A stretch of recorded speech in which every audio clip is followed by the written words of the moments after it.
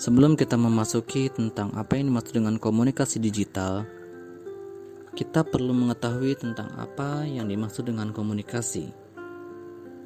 Komunikasi adalah penyampaian informasi dari komunikator atau pemberi informasi kepada komunikan atau penerima informasi melalui suatu media. Komunikasi juga dapat diartikan sebagai bentuk interaksi manusia untuk saling mendapatkan suatu informasi melalui media. Sedangkan yang dimaksud dengan komunikasi digital adalah bentuk interaksi melalui jarak jauh atau tidak saling bertemu melalui alat bantu digital seperti handphone atau komputer yang disertai dengan aplikasi atau situs web tertentu. Kita mengenal berbagai macam komunikasi digital yang berbasis media, di antaranya adalah WhatsApp, Instagram, Facebook, Telegram, dan Gmail. Adapun perkembangan komunikasi di era digital. Berbicara tentang era digital dan perkembangan teknologi komunikasi, kini telepon genggam atau handphone menjadi salah satu dari teknologi komunikasi yang sering digunakan pada kehidupan sehari-hari, baik dalam bekerja, sekolah, kegiatan daring, atau sekedar menanyakan kabar pada seseorang dalam kehidupan sosial. Dalam melakukan komunikasi dengan alat digital atau berkomunikasi antar seseorang secara daring, tentu pasti ada kelebihan dan kekurangannya. Kelebihan yang dimiliki oleh komunikasi digital adalah diantaranya lebih efektif. Dengan kemajuan teknologi, komunikasi dapat dilakukan dengan cepat tanpa harus bertemu secara langsung. Selain itu, melalui komunikasi daring dapat memangkas waktu dan uang lebih cepat dan lebih murah untuk saling bertukar informasi, dan akan lebih efisien dan cepat untuk menghubungi mitra bisnis atau kerabat. Karena dengan berkomunikasi dengan siapapun di seluruh dunia, kita mampu menggunakan email atau hanya sekedar pesan teks secara instan. Yang kedua adalah dapat dilakukan di mana saja.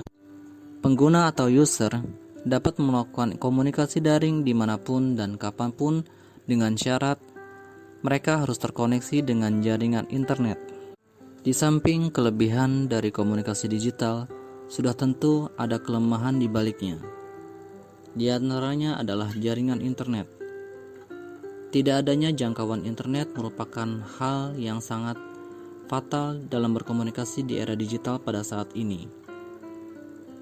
Hal ini masih banyak dialami oleh masyarakat sehingga mereka terkendala untuk berkomunikasi di wilayah tertentu karena wilayah tersebut belum mensupport atau belum bisa diakses oleh jaringan internet yang membuat komunikasi daring tidak berjalan dengan baik.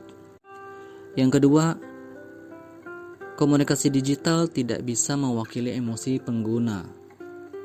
Pengguna akan terbatas untuk berekspresi karena komunikasi digital membatasi pengguna untuk tidak mewakili emosi pada saat melakukan komunikasi antar lain.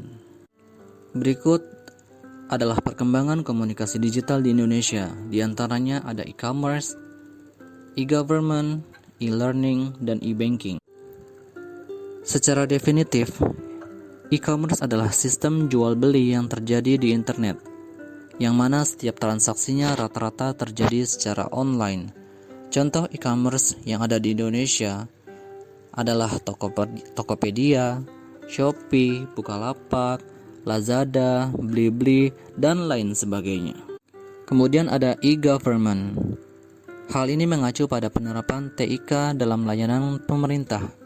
Contoh e-government misalnya website lowongan milik kerja di Snaker, sistem pajak online, job seeker seperti Jobstreet, dan lain-lain.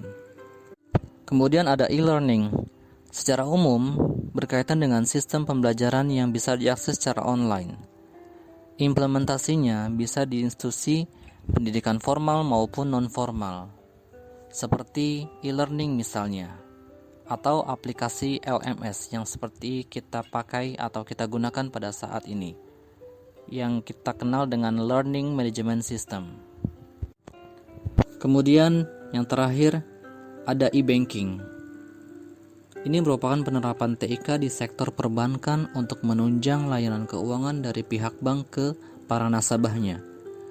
Contoh e-banking yang sering kita gunakan yang ada di Indonesia adalah aplikasi BCA Mobile, Livin by Mandiri, BRI Mo, dan lain sebagainya.